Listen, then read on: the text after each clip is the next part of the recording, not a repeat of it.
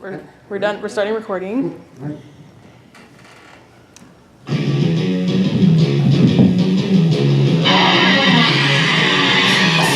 Yes, that music means it is time for Just a Sec, airing on DallasOnAir.com. We are here at Infinicon.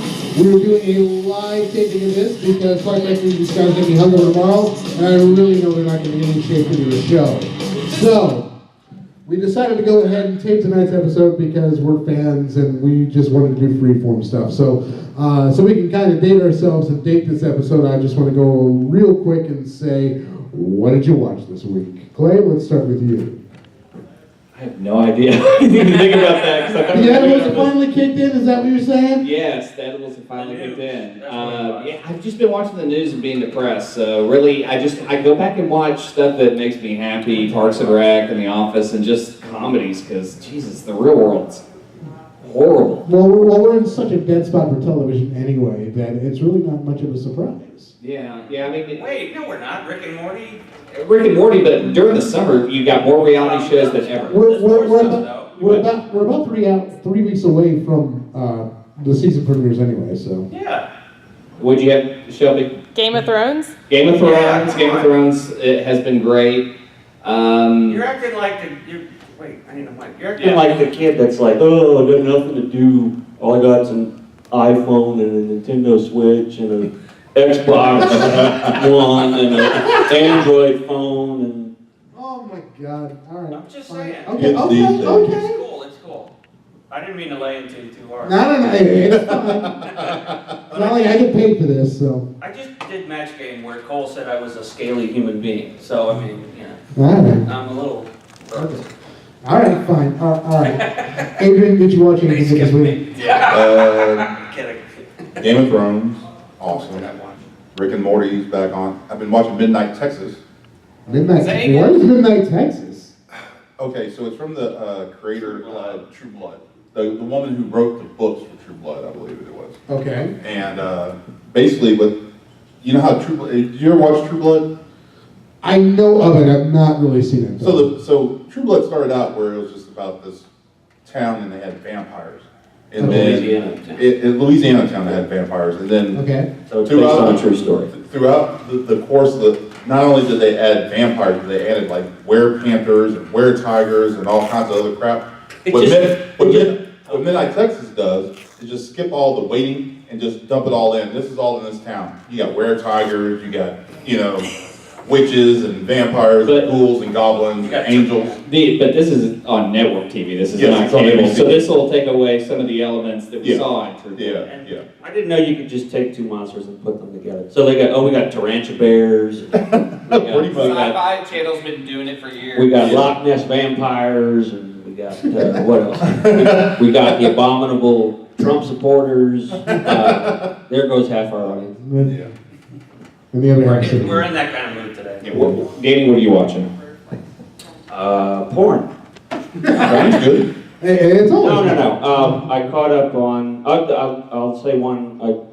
I didn't watch it in order, but I watched the first season of Havoc Leonard on Sundays because I'm a huge. Now, a lot of people would recommend this to me. Why are you recommending it? Oh, okay. So first of all, the source material is excellent. Joe Lansdale, who wrote the story that was based on the movie Bubba Hotep. And he's got this, he sets every book in East Texas, and he does different stuff. He does, horror is the main theme, but he does, horror or mystery, but it's always, sometimes it's comedy, sometimes it's straight horror. And this one, it's just, if you lived in East Texas for any amount of time, it's hilarious. Okay. Because the characters are so real. And the guy that played Omar plays the gay best friend living in East Texas. So do that math. All right. Yeah, it's a great show. It's already done its second season. They're following the books pretty well. The books are excellent. Yeah, the books are really good. The casting is great. The location is great. I mean, the first season starts off slow, the second builds, and you can kind of see there's an overall story arc they're getting at that looks pretty great. And this is the selling point I tell every heterosexual male. Christina Hendricks is a white trash waitress. So, You're welcome. truly so. Yes. All right, so I've been watching Preacher. Oh, yeah. Yeah. I'm not, Get our one I've been on. trying to get hooked into this season. No, don't. Finally watching stuff that's coming from the first trade paperback, because I'm new to the series. I'm new to Okay, it. all right. Watching it, stuff coming and go, okay, now I'm recognizing this, now I'm recognizing that. This season's been big with characters. Yeah, it's been big with characters, but, On Preacher. Preacher, Yeah, seeing Hair Star show up. yeah. Seeing how they handle the serial killers, seeing that you know hints of Angelville and Featherstone. him saying his last name. I tripped my shit out. Yeah, this season has been such an impress. I really almost bailed on the second season because the first season we really didn't need. I was disappointed. I didn't like the way that they had put Tulip and Jesse together because the second volume of that of the entire run is their relationship, and it's so great. Now that they've changed it, I don't know that I care as much because the show has a different tone in the second season. So Like I told you. So I know that you're into this stuff. I know you're into this stuff. Yeah. I should be, but I don't have time to, I haven't had time to watch it. So let me ask this: are you able to divorce yourself from the source material enough to enjoy the show? Yes, I am now. Maybe. All right, that's good enough. All right, cool. All right, so we're doing a special this time this week. We wanted to do our top 5. Basically, I just wanted to do kind of an open forum top 5, whatever. I really don't know what's coming up, and they haven't told me what's coming up, so we'll go ahead and get We things don't know going. what we have, but We'll go a ahead fist and- fight will break out. So It's stay possible. tuned. It's possible we may get It'll podcasts. be the wussiest fist fight. Well, maybe not Adrian, but it'll be. Now we'll. No, no, if it's Adrian, it'll be the shortest fist fight you'll ever see. All I right. don't know. I've thrown a beer bottle or two in my day. That's why I'm the designated guy that gets to yell World Star when the fight Just want to make that clear. Because the animals have I'm kicked that in. guy. Because the animals have kicked in. All right. Well, when you So- see who shows up, a fight might break out. All right, so here's how this one works. Basically, what we're going to do, we do this like we do this every time we do one of Adrian's top 5. Yes. The Authority's top 5 basically breaks down like this. We all put our guess in on what's going to go on the list, and then the person who wrote the list is going to rank it, and then they'll justify the ranking. Fair enough? Good enough. You gotta rank it and spank it. Spank and rank. Spank and rank. I like it. I like it. All right, so I'm going to go ahead and go first on this one, just to kind of kick things off. All right. I decided to go with top 5 Quentin Tarantino movies. Now, I need it. there's only I have 10. opinions. No, no. I have opinions. I know. I will have opinions on this. Too. Okay, now I know that we're only going to get 10. Now there is a limited, but like I said, 10. Tarantino says he's only going to do 10 movies. I know, but I thought our list was 5. No, our list is 5, okay. but we're only going to get 10 movies out of Tarantino, and then he's done. So this is It's like, restricted to I know directing. you're paying for this slot, motherfucker. No, No. All right. Sorry, So, Mom. all right. So, Clay, what do you think's on this one? Pulp Fiction. Pulp Fiction is on there. Danny, give him I mic. gotta think of my favorite. I gotta think of My favorite one. Because it's a toss-up, but I'll just pick one. Inglourious Bastards. No. Did not. Okay, you get the fuck out right now. No. Give me the Didn't mic. make- Whoa. Didn't make it. No, Didn't make no. No. Didn't make That it. is some horse shit. Didn't make it. I've got your back on this one, man. No, you Adrian? can fuck off too, even though you let us do this. That opening scene Adrian. is so Are you, incredible. wait. I've got. Okay. You want to? No, you take it. Okay, I ain't dealing with the this. greatest parallel in movie history. In that final scene when what's that hostile bastard's name? Hitler? No, the guy that directed Hostel that plays the Jew bear. Oh, Eli Roth. When Eli Roth and his fellow soldier are blown away the theater after they just got done watching the same movie, the same exact movie, but on the German side. How is that? That alone should put it in the top 3. The literary parallel is so brilliant. in that it should be in the top 3. All right. I want to find That's the all I'm last saying. one on your list because I'm Yeah. going to target that one. Yeah. All I know you're gonna try By it. the way, I wouldn't put Pulp Fiction on my top 5. Okay. I don't hate it. That's It's fine, way and that's overrated. fine. All right. It Wow. was a game No, changer of a film. Okay, No, it I'll was good. Wait. I'll Go go, ahead, I'm sorry. again, please. Yeah. Jackie Brown? Jackie Brown is on. Okay, you're Okay. fine. Jackie Brown is on. I won't kick you in the All ass. right. All right. So I still I reserve the right. Sorry, I'm sorry. I will let you know why I didn't go on Inglourious Basterds. Okay. And I tried because I had junk, but I had to not put it on there because I always found it to be Jewish porn. I really did. I thought that last scene was Jewish porn. Just basically blowing away Hitler and the Nazis. It was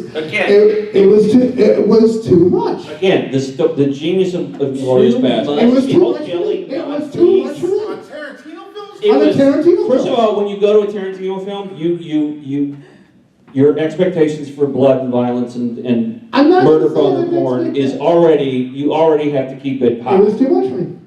It was just Okay. All right, so I'll get But to it. literarily, it is turn the genius. story to where you go, those poor Nazis. I mean, did you have to kill them all? Yes. When you It's were like, firing oh my and God. firing and firing and firing again. When you were a kid and you're like Raiders, oh look at that guy's face is melting, that evil guy's face is melting off. Oh, poor him. It Oh, was yeah, too much. we should have a I- bake sale for him. We made that movie PG so kids All could right. enjoy Nazi death. All right, I'm good. All right, so What's your number I'll 5? take that. What's your number 5? Who's your number Yeah, 5? let's Yeah, finish number this. 5, Yeah. Yeah, Hateful Eight. What? Hateful Eight. Okay. All right, should be I like fine. it. Go ahead. Hateful Eight ranked high for me, and ranked on the 5 because I really enjoyed it as a western and a murder mystery. Yes. Fair enough. Really dug it. It is- Fair it enough. is It very should be true. higher, but go ahead. Number I 4. don't know if it should be higher. No. I No, I think don't it's think Quentin Tarantino gets to make that film with those actors without having the career he has before and being True. because I don't think he gets every one of those. Anyway, sorry. go ahead. I liked it. I saw it 70 millimeter too, and Yeah, that me blew too. my shit away. Yeah. Number 4, Django. Yeah. Okay. Just Mine would be higher. because I mean. And did you start to feel sorry for the slave traders? No, I actually enjoyed how they died.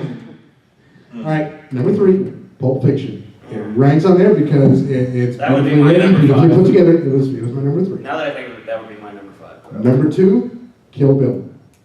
Absolutely 100%. The whole volume? The whole volume. The whole Yeah, volume. you should count I include the whole Bloody Affair is one piece. Okay. I thought Kill Bill was number 1. At number 2, Jackie Brown Knight's number 1. Jackie Brown. Wow. I thought really? Wow. I thought you were going to say your number 1 was Triumph of the Will. After what you said, I'm kidding.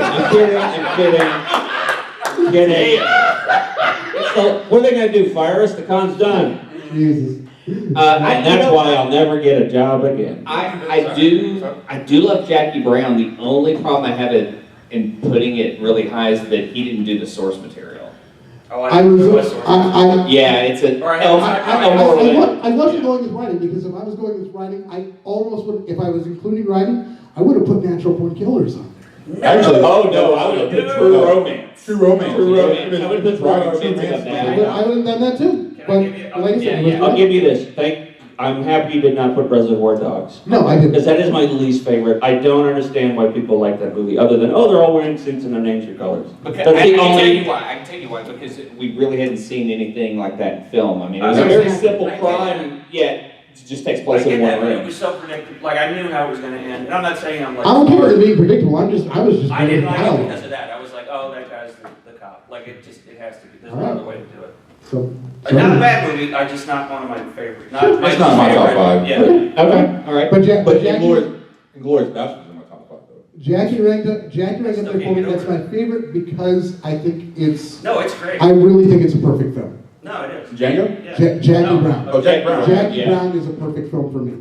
Yeah. Everyone down the list, putting Pam Grier in there adds to that lead. You have the perfect chemistry with her and Robert Forster. Yeah, You've got and you've got a perfectly written story by Elmore Leonard. Yes, it is not his source material, but Tarantino did a beautiful job Yeah, with it. The way it unfolds, it's really Oh, that's right. great. It's an Elmore Leonard. Yep. I forgot So, about that. Yeah. So anyway, that was my top 5, Wow.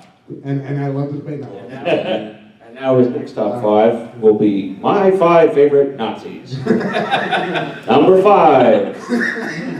John Trump. Number 5. Donald Trump. Yeah, you're right. I can't All right, let's Number go. 5? I'm just kidding. All right, so is it, who do you want? Go. Okay. I don't know how well you guys know comics to do this I'm one, out. but they're You know, these I are know the way more than best I do. standalone issues. This would be one I issue like of a comic that has a complete story. You need nothing other than to read this issue to get your story. Okay, I like it. So You still do those? they still, well, these are kind of dated, but there are some, like, I think 2006 is probably the earliest. But Everything's written to arcs nowadays. they are, but there are some great standalones out there that you can go buy. The bummer is one of them on my list, they don't sell in Comixology, so you have to, like, track down the original issue, which is really expensive. You got any guesses, Adrian? This one threw me for a loop. This threw me for a loop when you said just single story. Single story. 'Cause I can think of plenty of arcs, but, No, this is like one story in one comic. I have some honorable mentions because there were some stories in Hawkeye number 11. It's Pizza Dog, the murder mystery that takes place. You see the entire story from the advantage of the dog, but it actually has elements around that if you read another issue, you get all the dialogue. There were ones I kind of was picking at, and that was one of them. I thought, well, I'd like to at least mention it because it is a great story. Spider-Man, was it 31? Amazing Yeah, Web of. Spider-Man, I think it's Amazing Spider, the one, the cover where he's coming out of the concrete. stuff. Yeah, I think that's 28. Is it? I thought it was yeah. like 30 something. Ooh, that's a good one though. Yeah, that's pretty good. That's one of my favorite issues of Spider-Man. Oh, okay, all right. Too late. Not on my list. Not on my list, but there is a Spider-Man story on my list. Inglourious Bastards, the graphic novel. You know, Honestly, I don't know enough. it was so gory when they showed all the Nazis. I didn't want to put it on the list. You felt bad for him. I did. You felt, oh, poor man. Okay, He's got a so family. You know, Fritz had a baby back at home. they killed Fritz. Yeah, They killed Fritz. Yeah. All because the British guy didn't know how to order a 3. All right. Number 5. Well, That's going to be our new blue bus. all right. So, Wait, can I guess a real one real quick? Yes. Does Watchmen count? No. Okay, then I have no idea what this That's topic is. a I'm sorry. limited series. I know it's nowhere near it, but it's just because it was one of my favorite Green Lantern stories, and it's short, but it's good, but I liked it. Mogo doesn't socialize. Oh, very good. That is a great story. Mogo doesn't socialize is a brilliant piece of Alan Moore writing because you never see it coming. You see the fury and the hunters in the face, and then when you see him realize it, you see that one little turn. It's perfect.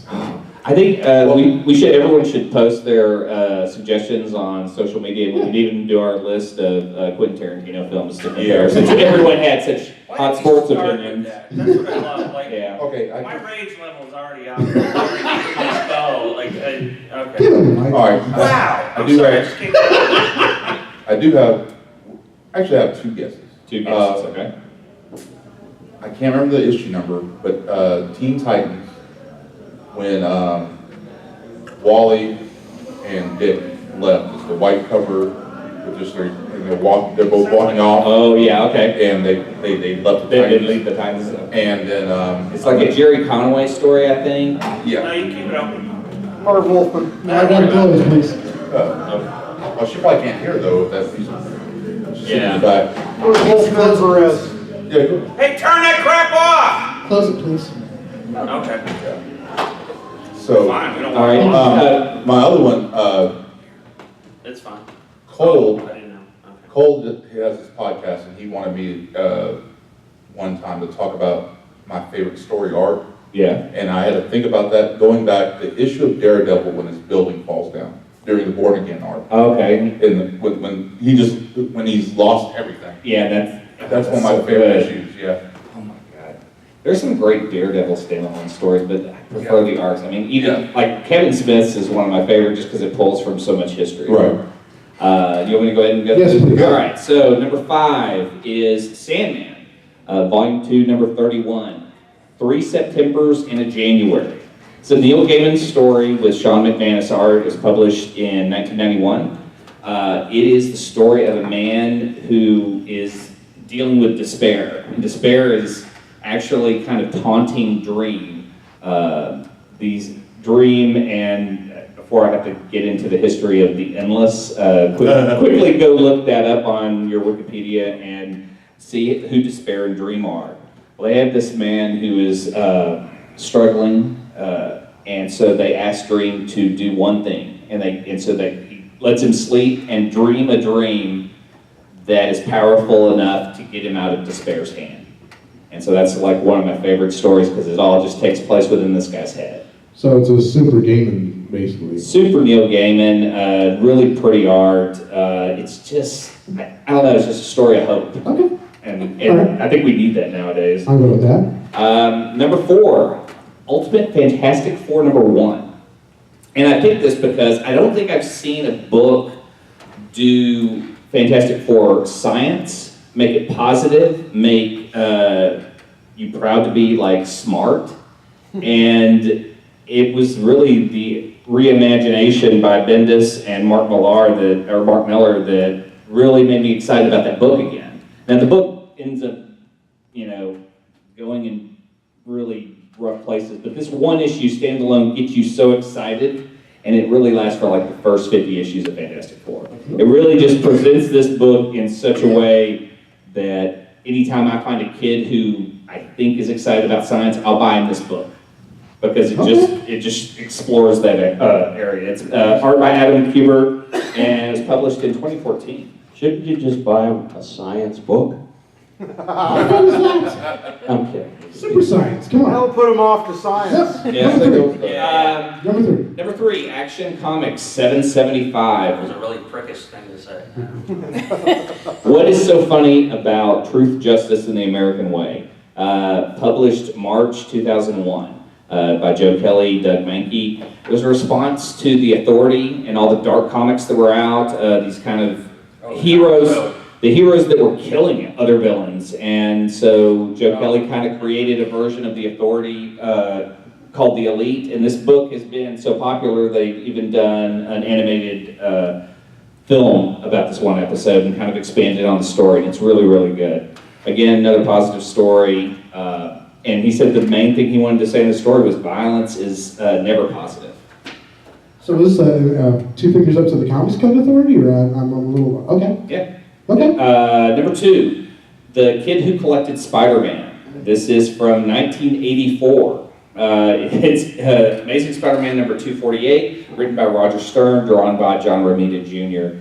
This is one of my favorite stories that's half of the comic. So you get your typical 22 pages, he tells a story in 11 and gives you a backup story with Thunderbolt and Spider-Man fighting. But it is a kid who cuts out newspaper clippings of Spider-Man and he's featured on the news, and while he's being exposed to the world in the news, the Spider-Man comes to visit him and just talk with him and shares something with this kid by telling him who he is and that he was a kid like him one day, and it's just kind of inspirational.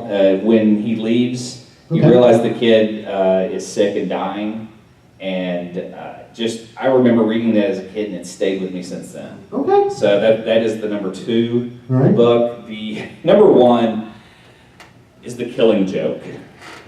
And Wow. I think you have to go with this just because it's a beautiful book. It's well written. It's dark as hell, but So there's no graphic novel on it, so. Yeah. well, it is. It's not long enough to be a graphic novel. Okay.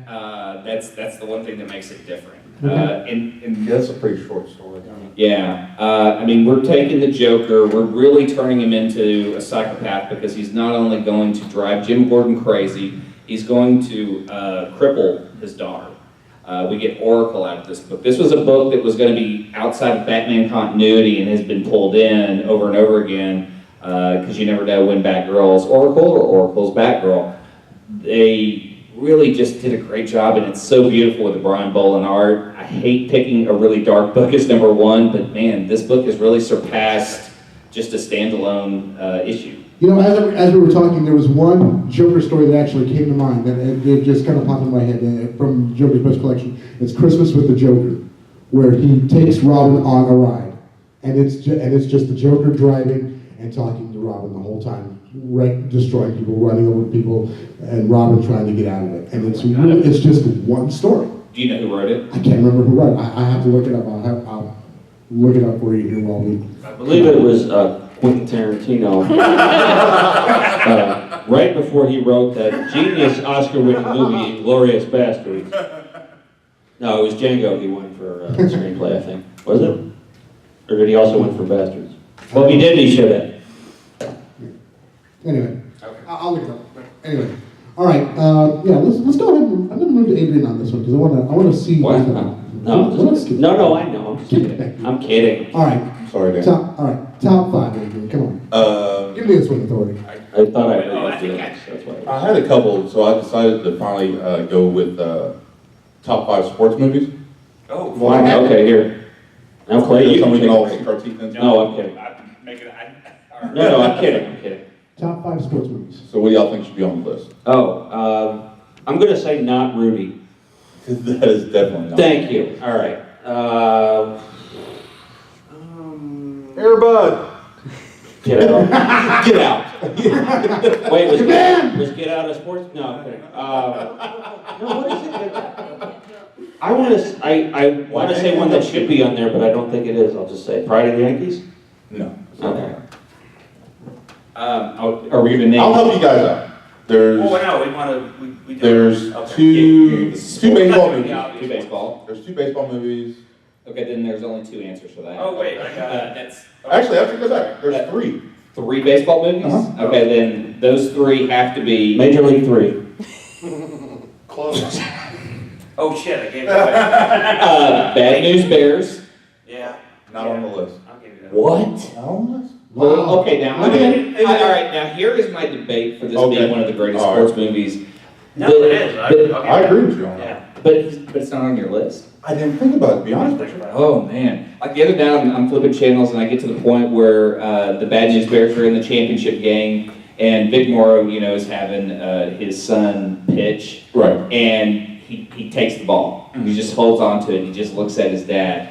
And right before that, we see Walter Matthau come into the dugout, yell at his kids, have a kid take a hit. We see like the worst of the adults Yes. in this game. Yeah. And then that shifts like within 10 minutes to him realizing what a bastard he is. Okay. Well, the thing about it is that,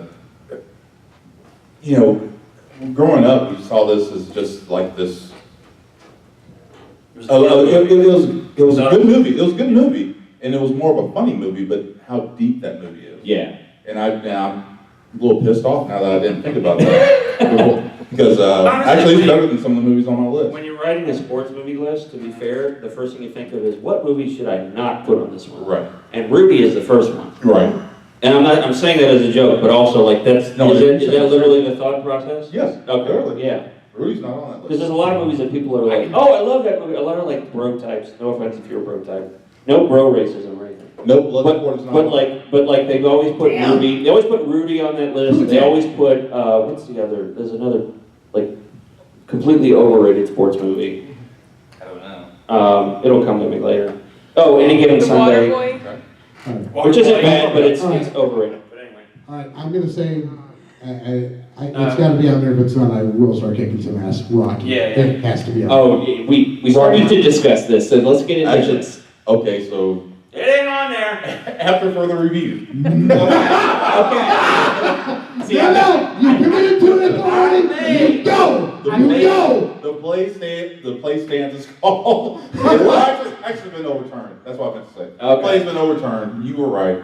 Okay. No. And then we had this discussion before this, and we started to get into it too much. He had Yeah, Rocky sorry. 4. I personally have a love for Rocky 4. What? I have a love for Rocky 4 like no other. Why don't you just... I got a love for Rocky 3, but I'm not going to put it on the best. Why don't you just list. put Are you 50 kidding Shades me? Darker on this list? Jesus. Rocky 4? Right, Which exactly. one is Rocky 4? Remind me. The Russian.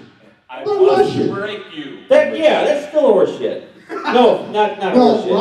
Rocky 1. Yeah, Rocky 1. He like I said, Easily. he talked Wow, about it. okay. I'd have to go back and watch it. I don't remember Rocky 4. Rocky 4. I don't remember the Russian one I being just have a that. personal affinity for that movie. Well, I can understand that Tom, where you pull your heartstrings because I might have a few years under you, but still, I got Wait, that. So I is saw it- it in the theater and I was there. I'm sorry, one more. Is there like a personal story behind this, like why you were like Rocky IV more than? Other than James Brown singing "Living in America," no, not really. No, I mean, is it like the movie you watched all the time as a kid? Well, So here's the example I give. So I hate Jurassic Park, but I like Jurassic World. And the reason is because Jurassic Park was the movie I had to go on my first date for. And it was an utter life-crushing disaster. The story is coming together now. No, it was like my parents freaked out when they found out a girl liked me. And they're like, "You're too young to be dating, so we're gonna go with you." And my mom took my brother and baby sister, and they picked the movie, they picked everything, and they sat 5 rows back from me, and I couldn't enjoy it the whole time because this girl is looking at me like I'm dating a freak. Like it was, and so ever since then I can't watch Jurassic Park because that comes back. So I was wondering if it was something like well, that. you know what? To be honest with you, Well, hold on to your butts. I don't.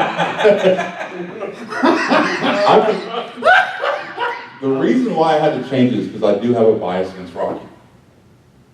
Okay. That's fair. I was born. Wait. I was born in '72. Rocky comes out in '77. What's my name? Adrian. Oh! Yeah. Damn. This is why I don't like Gallagher, the comedian. Right. Okay. All right. All right. So, authority, Well, glad Davis. you- yeah. Okay. Davis is first, please. That's fair. I have it for baseball though. I'm gonna have to say Field of Dreams It's an honorable mention. and honorable mention. Yeah. It's a long Oh. list. That one's a little sappy, I'll give it. Bull Durham. Bull Durham's in my. There you go. Okay. All right, that one, there, yes. I hate Hoosiers. that counseling that song. Wait a minute. Did you say all the sports, or did you just give us some hints? I'll just give you some hints. I was at Hoosiers. Hoosiers number 2. All right. I like it. The fish that saved Pittsburgh.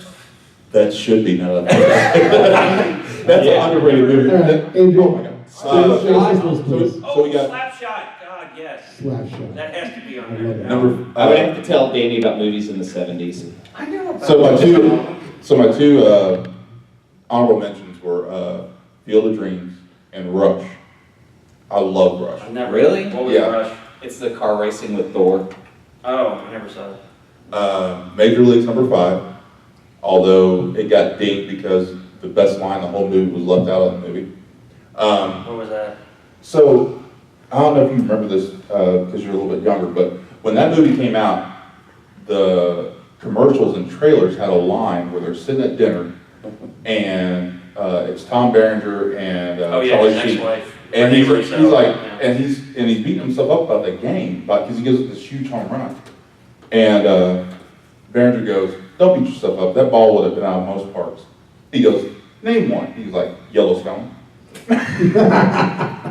And when I saw that trailer, that line just made me crack up. And so I go to the theater. They did that a lot. The line's not in the movie at all. Yeah. Oh. It's not in the original. It's not in the DVD version. That happened a lot. It's the flying no, cow of Twister. Yeah. It just doesn't. Yeah. It's in the commercial. It's the Blazing Saddles line. Yes. The Yeah. best line in the whole movie Yeah, is yeah. not in there. Right. Yeah, yeah. Bull Durham's number